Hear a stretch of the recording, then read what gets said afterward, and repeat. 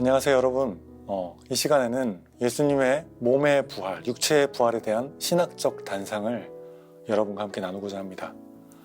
누가복음 24장에 의하면 예수님의 몸은 부활하였습니다. 그런데 부활은 예수의 영혼만 깨어난 것이 아니라 그의 온 몸이 죽음에서 깨어난 것이죠. 빈 무덤은 이것을 말합니다. 만일 예수님의 영혼만이 부활하였다면 그의 육체는 무덤 속에 있어야 했을 것입니다. 그러나 그의 영혼은 물론 그의 육도 부활하였기 때문에 그의 무덤은 비어 있었습니다. 다시 말해 영혼과 육을 포함한 예수님의 온 몸이 부활한 것이죠.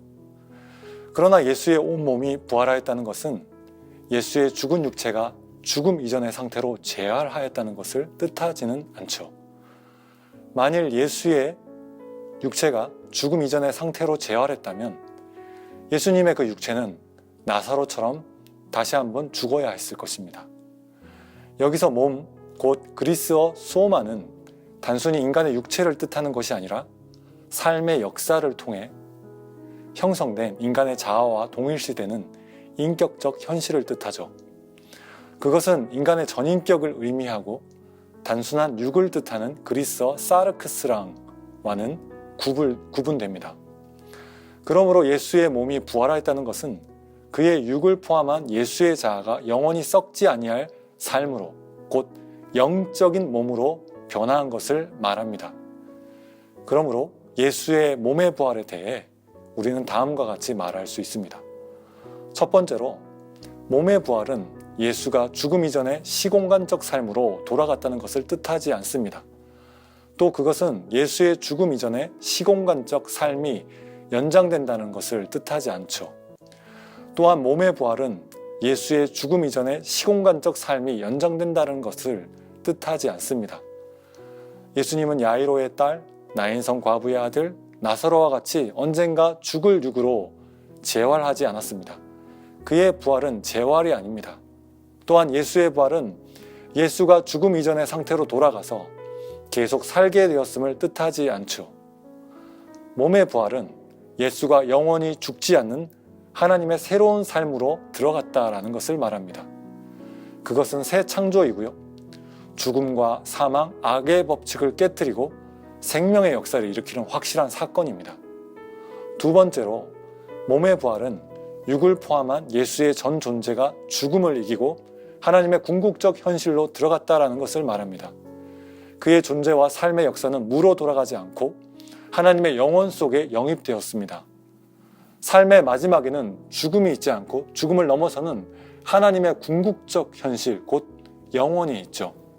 여러분, 영혼이란 무엇일까요? 영혼이란 시간이 끝이 없는 연속을 뜻하는 것이 아니라요, 시간과 공간의 차원을 넘어서 하나님의 현실 속에서 이루어지는 새로운 삶을, 생명을 말합니다.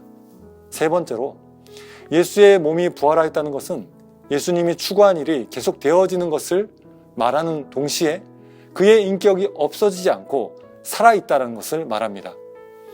예수님의 인격은 여전히 살아있기 때문에 주님의 일은 계속 될 수밖에 없습니다. 예수님의 존재는 무로 돌아가지 않았습니다. 지금도 예수님은 하늘 보좌 우편에서 하나님의 그 오른편에서 우리를 위해 기도하시면서 이 땅을 통치하고 계시죠. 그의 존재는 하나님의 영원한 삶의 현실 속에 있으며 성령의 능력 속에서 지금도 활동하고 있습니다. 그러므로 주님의 나라와 그 일은 지금도 계속되는 것입니다.